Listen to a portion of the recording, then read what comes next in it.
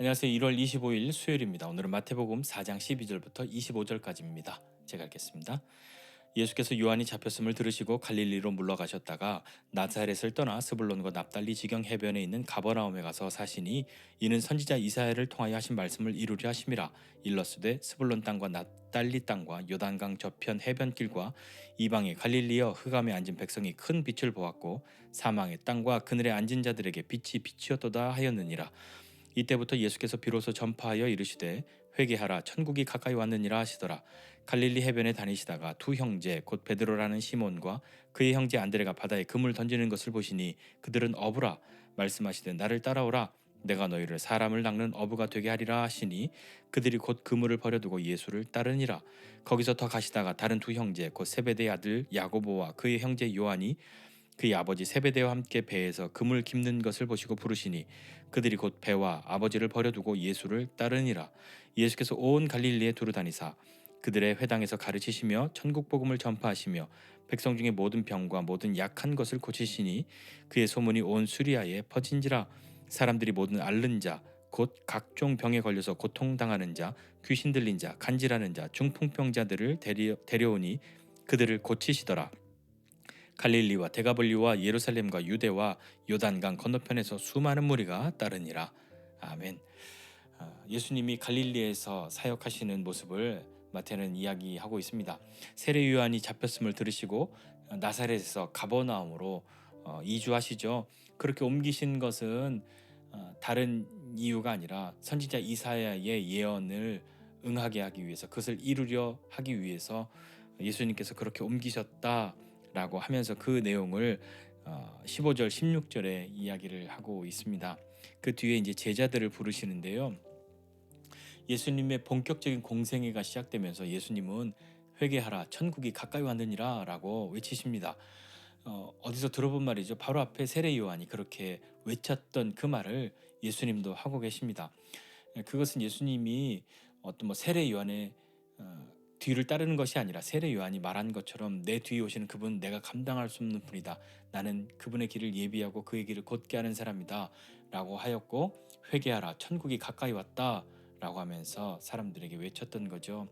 예수님도 그 말씀을 동일하게 하시면서 그 나라에 합당한 사람이 되려면 그 하나님 나라, 이제 다가오는 그 나라, 이제 온 그 나라에 합당한 사람이 되려면 회개하는 사람이어야 한다라고 말씀하시는 거죠.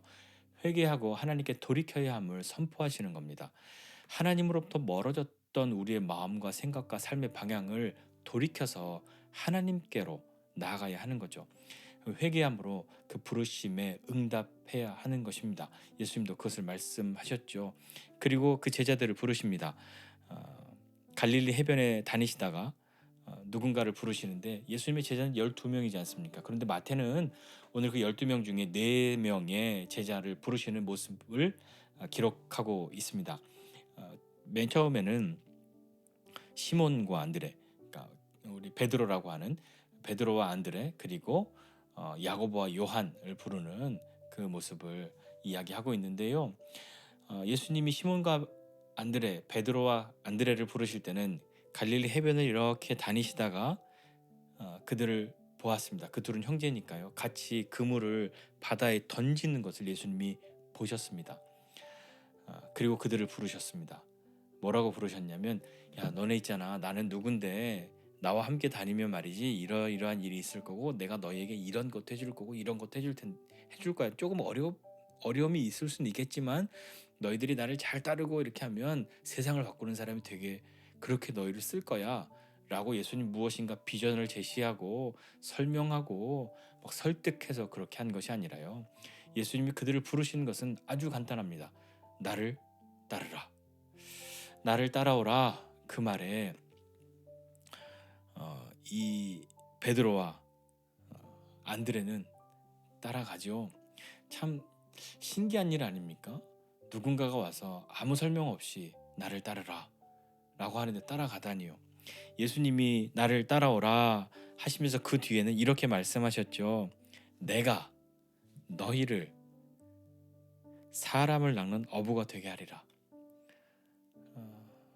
여러분, 지금 이 사람들의 직업은 어부입니다. 너 어부인데 내가 너 어부 되게 해줄게. 어부 되고 싶겠습니까? 지금 어부로 사는 것이 뭐 이 베드로와 안드레가 행복한지 아닌지는 잘 모르겠지만 뭔가 새로운 것도 아니고 난 지금도 어부인데 다만 이제 낚는 것이 다른 거죠. 물고기를 낚는 사람에서 사람을 낚는 사람으로 내가 너희를 그렇게 되게 할 것이다. 이렇게 말씀하고 있는데요. 그 말을 듣고 이 베드로와 안드레는 주님을 따르죠. 곧 그물을 버려두고 예수를 따르니라. 그 뒤에 거기서 좀 더 가시다가 다른 두 형제를 봅니다. 세베대의 아들인 야고보와 요한. 배에서 자기 아버지와 함께 금을 깁는 것을 보시고 그들을 부르시죠. 그들을 부르니까 그들도 배와 아버지를 버려두고 예수를 따르니라 라고 성경은 기록하고 있습니다. 공통적으로 볼 수 있는 것이 있는데요. 예수님이 그들을 보시고 라는 표현과 그들을 부르셨다 하는 것과 그리고 그들이 따라갔다라고 하는 것이죠. 예수님은 그들을 보셨습니다. 그들이 이 제자들이 예수님 나 예수님의 제자 되고 싶다고 막 나를 불러달라고 쫓아다닌 것 아니고요. 예수님의 눈에 뜨이려고 뭔가 특이한 행동한 것도 아니고요. 뭐 이들이 무슨 뭐 제자 선발 대회에 나와서 입상해서 제자가 된 것도 아니잖아요. 예수님이 이들을 보시고 부르셨단 말입니다. 그와 마찬가지입니다. 우리도 예수님이 우리를 보시죠. 오늘도 보면 이 제자들 이 네 사람은 이 사람들이 예수님을 주목하여 보고 있었다라고 성경에 기록하지 않고 그들은 그들의 일을 하고 있었습니다. 자신이 그물을 던지는 일과 그물을 깁는 일을 하고 있었던 거죠. 그들이 자신의 그 생업에 자신의 일에 몰두하고 있을 때 그때에도 예수님은 그들을 향해서 눈을 떼지 않으셨단 말입니다. 마찬가지로 예수님은 우리를 보고 계시죠. 우리가 우리의 다른 일에 열중할 때나 심지어 한눈을 팔 때에도 주님은 우리를 향한 그분의 시선을 떼지 않으신단 말입니다. 나는 예수님을 바라보고 있지 못하고 있다 하여도 예수님은 우리를 보고 계시죠. 우리를 향한 그분의 눈을 떼지 않으신단 말입니다. 근데 그분이 오셔서 너 나를 따르라 이렇게 말한다면 여러분 우리는 지금 그런 예수님을 따라갈 수 있겠습니까? 우리가 이분이 예수님이라는 걸 아니까 이렇게 부르면 나도 따라가야지라고 그렇게 마음에 상상을 하지만 실제로 누군가가 와서 밑도 끝도 없이 나를 따르라, 나를 따라오라, 내가 너를 사람을 낚는 어부가 되게 해주겠다. 그렇게 나한테 이야기한다면 여러분 뭐라고 생각하시겠습니까? 미친 사람 아니야? 라고 생각하지 않으시겠습니까? 아니면 이 사람 누군데 나한테 이런 소리를 해? 라고 말하지 않겠습니까? 그런데 예수님의 이 부름은 예수님이 선택하셔서 부르신 거죠. 그들을 보고 계셨기 때문입니다. 이들이 예수님을 선택해서 따라간 것 같지만 예수님이 이들을 부르셨던 거죠. 우리에게도 그러하다는 것을 다시 한번 기억하고 따라가야 합니다. 따라가는데 이 제자들은 그냥 따르지 않았습니다. 나를 따라오라 라고 말할 때 그들의 모든 것을 버려두고 따라간 것이죠. 그물도 던져두고 그리고 아버지와 배도 다 버려두고 예수님을 따라갔습니다. 그 뒤에 예수님께서 온 갈릴리로 두루 다니시면서 어떤 일들을 하셨냐면 예수님이 하시는 일은 가르치신 것입니다. 회당에서 가르치셨습니다. 아마 그 이전에 있던 구약을 가르치셨겠죠. 그리고 천국 복음을 전파하셨습니다. 그리고 백성 중에 모든 병과 약한 것을 고쳐주셨습니다.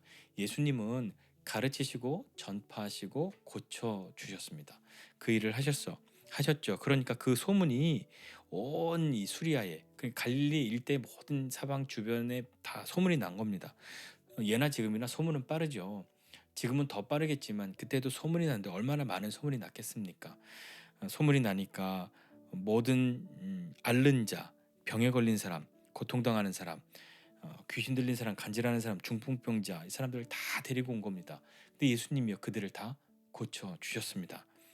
그리고 이 갈릴리와 데가볼리와 예루살렘과 유대와 요단강 건너편에서 수많은 무리가 예수님을 따르기 시작하였죠. 자, 그것이 오늘 이 마태가 기록한 오늘 본문의 내용들입니다. 제자됨에 대해서 다시 한번 좀 생각해 보고 싶습니다. 예수님이 우리를 부르셨다라고 하는 것이요. 우리는 예수님이 우리를 부르셨다고 하는 것에 대해서 좀 자신이 없습니다. 왜냐하면 나는 부름받을 만한 사람이 아니다라고 생각하니까요. 내가 뭐 뛰어난 것도 아니고 그렇다고 무엇인가 열심히 있어서 뭔가 해보려고 하는 사람도 아닌데 예수님이 나 같은 사람을 부르셨다고? 그건 좀 아니지. 그냥 그렇게 제자가 말고 저 예수님을 따르는 수많은 무리 중에 한 사람쯤은 내가 되겠지만 예수님의 제자는 좀 그런 생각하지 않으십니까? 여러분 어떠십니까? 뭐 사람의 성격이나 성향에 따라 그렇게 여길 수도 있으나 그것과는 좀 다르게 예수님에 대해서 우리가 오해하지 말아야 할 것은 예수님은 우리를 그냥 수많은 무리 중에 섞여 있는 사람으로 그렇게 여기지 않으신다는 것을 분명하게 알아야 합니다. 예수님 우리 이름도 아시고요. 우리의 마음과 생각도 다 아시고 심지어 머리카락이 몇 개인지도 다 세어봐서 알고 있다. 그분이 우리 예수님 아니십니까? 그분이 우리를 부르실 때 이름을 부르십니다. 지명하여 부르십니다. 손가락으로 나를 정확하게 가르쳐서 내 이름을 부르시는 분이시죠. 그분이 이 제자들을 부르셨던 것처럼 우리를 보고 계십니다. 그리고 우리를 찾아오십니다. 그리고 우리를 부르십니다. 너 내가 잘 지켜봤는데 넌 자격 있어. 그래서 부르신 것 아니죠. 예수님이 내가 너를 이렇게 되게 할 거야 라고 예수님이 그 일을 하시는 겁니다. 그리고 우리는 예수님을 따라가는 것이죠. 그것이 제자됨이지 않습니까? 요즘엔 많은 사람들이 스승을 선생을 선택한다고 그렇게 생각합니다. 내가 늘 더 좋은 선생님 선택할 수 있고 더 좋은 선생님 밑에 가서 배우고 뭐 더 좋은 코치 밑에 가서 배우고 그건 내가 선택하는 거지 라고 하는 그런 생각이 크죠. 그러니까 우리는 예수님도 내가 선택할 수 있고 뭐 예수님 마음에 안 들면 좀 다른 걸로 바꿀 수 있지 라고 그렇게 생각하기도 합니다. 여러분은 어떠십니까? 주님이 우리를 부르심에 대해서 어떻게 생각하십니까? 나는 부름받진 않았는데 그냥 무리 속에 끼어 있어 라고 생각하십니까? 천만에요. 예수님은 우리의 이름을 아십니다. 그리고 우리를 향해서 한 번도 눈을 떼지 않으십니다. 이전에도 그랬고 지금도 그러하였고 하고 앞으로도 그러하실 것입니다. 우리가 그물을 깁든 그물을 던지든 멍을 때리든 무엇을 하든 예수님은 우리를 보고 계시죠. 그분의 그 시선은 감시하는 눈이 아니라 우리를 향한 계획을 갖고 우리를 향한 사랑을 가지고 우리를 보고 계십니다. 너 지금 물고기 잡고 있는데 나는 너를 사람을 낳는 어부가 되게 할 거야. 그것이 예수님이 제자들을 향한 마음이셨습니다. 그러한 것과 마찬가지로 우리를 향해서 그런 마음이 있다는 것을 믿고 주님이 우리를 부르실 때 주저하지 말고 따라갈 수 있는 믿음의 용기, 그것이 우리에게 필요하지 않을까요? 회개하라, 천국이 가까이 왔느니라 라고 말할 때 이 회개하라 하는 것은 우리의 삶의 모든 것, 우리의 마음, 생각, 삶의 방향, 그것을 하나님께로 완전하게 돌이켜야 하는 것인데 어정쩡하게 돌이키는 척 하면서 이곳저곳을 사방으로 갈 수 있는 그런 방향을 두는 것이 아니라 하나님께로 방향을 돌려야 하는 것처럼, 그것이 회개인 것처럼 우리도 나를 따라오라 라고 말씀하시는 그 주님이 우리를 향해 삶의 방향과 마음의 생각과 이 모든 것들을 전적으로 바꾸고 새롭게 하실 분이라는 것을 믿고 나아가야 하지 않겠습니까? 우리를 부르셨습니다. 그 부르신 그 주님은 우리를 부르셨음에 후회하시지 않으시고 우리와 함께 하십니다. 그 주님과 함께 나아가는 우리가 되면 참 좋겠습니다. 다시 한번 주님은 나를 보고 계시는데 내 이름을 아시고 내가 그분과 눈을 마주치지 못하고 있을 때, 내가 그분을 보지 못하고 있을 때, 그분께 집중하지 않을 때에도 우리를 향한 그분의 눈은, 시선은 떨어지지 않았습니다. 그리고 우리를 찾아오셨습니다. 제자 중에 그 누구도 예수님의 제자가 되겠다고 따라 나선 이가 없습니다. 그분이 부르셨죠. 찾아오셨습니다. 우리의 삶에도 예수님께서 끊임없이 찾아오시고 우리를 부르실 겁니다. 그때에 그 주님의 그 부름에, 거룩한 그 부름에 믿음으로 순종하는, 대답하는 저와 여러분 모두가 되었으면 좋겠습니다. 기도하겠습니다. 하나님 아버지, 은혜와 사랑을 감사드립니다. 하나님, 우리는 오늘도 열심히 그물을 던지고 또 내일을 위해 그물을 깁고 있습니다.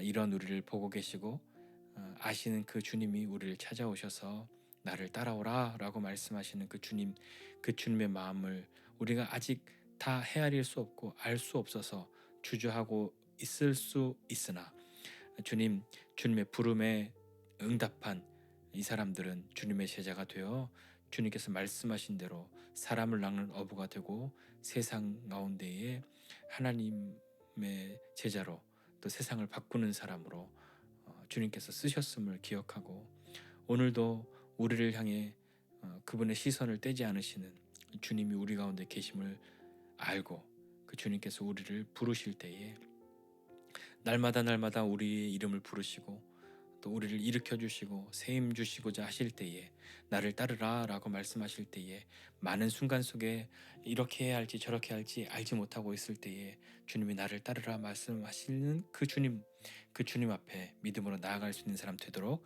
주님 붙들어 주시고 함께 해 주십시오.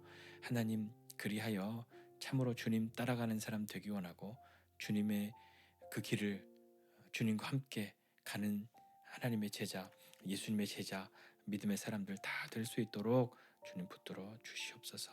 오늘도 우리를 부르시는 그 주님의 소리를 듣고 용기 있게 대답하고 그리고 도저히 자신이 없다 할지라도 우리를 붙드시는 그 주님을 따라가는 믿음의 사람들 다 될 수 있도록 도와주십시오. 용기를 주십시오. 새 힘을 주십시오. 감사드리고 예수님의 이름으로 기도드립니다. 아멘.